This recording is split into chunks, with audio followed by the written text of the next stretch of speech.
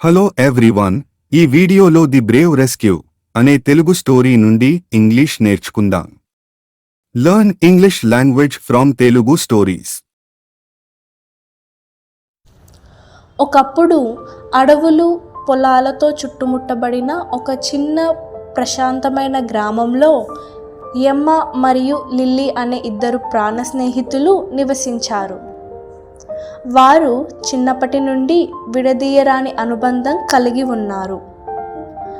రహస్యాల నుండి కలల వరకు ప్రతిదీ పంచుకున్నారు.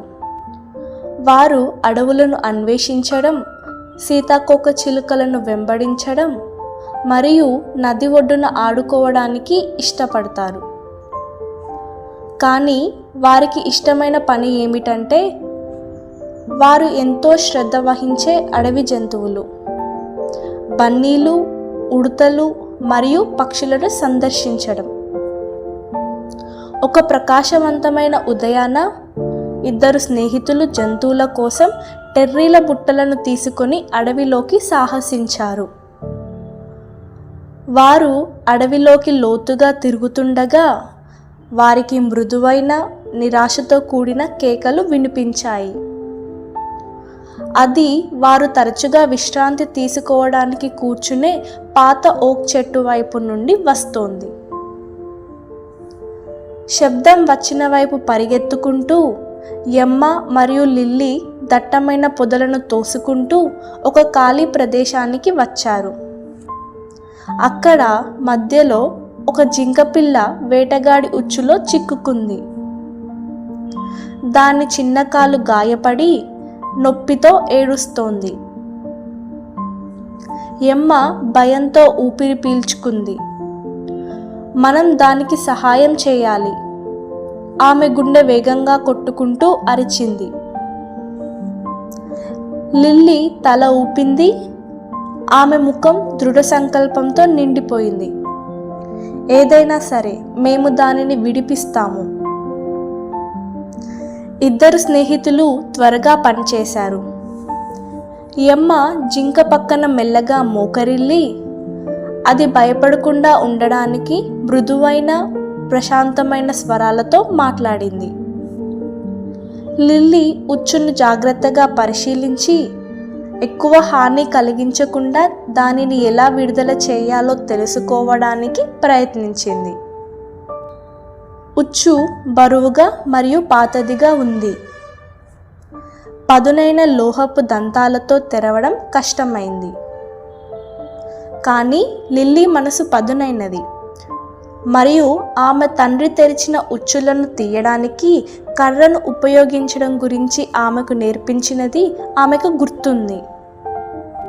లిల్లీ దృఢమైన చేతులతో ఉచ్చు దవడల మధ్య ఒక కొమ్మను చీల్చి బలం పుంజుకొని దానిని తెరవగలిగింది. ఎమ్మ జింకపిల్ల గాయపడిన కాలును కౌగిలించుకొని అది విరిగిపోయిందో లేదో జాగ్రత్తగా తనిఖీ చేస్తూ దానిని ఓదార్చింది.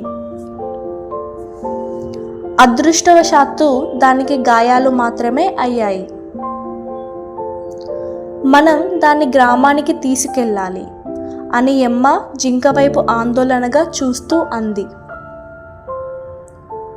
మనం గాయాన్ని శుభ్రం చేసి అది మానడానికి సహాయం చేయాలి. లిల్లీ తల ఊపింది మరియు ఇద్దరు అమ్మాయిలు జింకను సున్నితంగా ఎత్తి జాగ్రత్తగా తమ గ్రామానికి తిరిగి నడిపించారు. వారు పట్టణ శివార్లలో నివసించే ఒక వృద్ధ పశు వైద్యుని కనుగొని సహాయం కోరారు.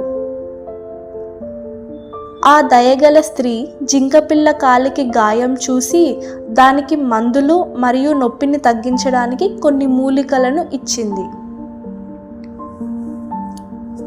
ఆ అమ్మాయిలు ప్రతిరోజు జింకను సందర్శించి దానికి ఆహారం, నీరు తెచ్చి అది కోలుకుంటున్నప్పుడు దానిని ఓదార్చేవారు.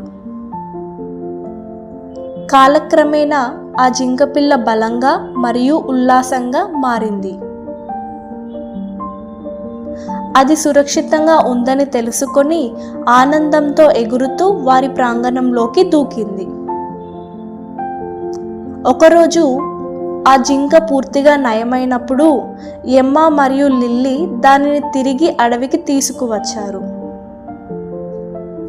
ఆ చిన్న జింక నేలను మురికిగా చేసుకొని దానికోసం వేచి ఉన్న దాని కుటుంబం వైపు పరిగెత్తుతుండడం వారు చూశారు. ఆ జింక పిల్ల చెట్లలోకి అదృశ్యమవుతుండగా ఎమ్మా నవ్వింది. మేము దానిని కాపాడాము అని ఆమె గర్వంతో నిండిన గొంతుతో చెప్పింది. లిల్లీ తల ఊపింది. మనం గొప్ప జట్టు. ఆ రోజు నుండి ఎమ్మ మరియు లిల్లీ తమ దారిలో ఎలాంటి సవాళ్లు వచ్చినా ఒకరికొకరు ఉన్నంత వరకు దేనినైనా అధిగమించగలరని తెలుసుకోగలిగారు. వారు ఆ జంతువుని రక్షించారు మరియు అలా చేయడం ద్వారా వారు మరింత విలువైన దాన్ని కనుగొన్నారు: స్నేహం మరియు దయ యొక్క శక్తి. కాబట్టి ఆ ఇద్దరు ప్రాణ స్నేహితులు తమ సాహసాలను కొనసాగించారు. ప్రేమ మరియు ధైర్యం యొక్క ప్రతి చర్య ప్రపంచాన్ని దాన్ని కొంచెం మెరుగుపరుస్తుందని తెలుసుకున్నారు. సబ్స్క్రైబ్ చేయండి.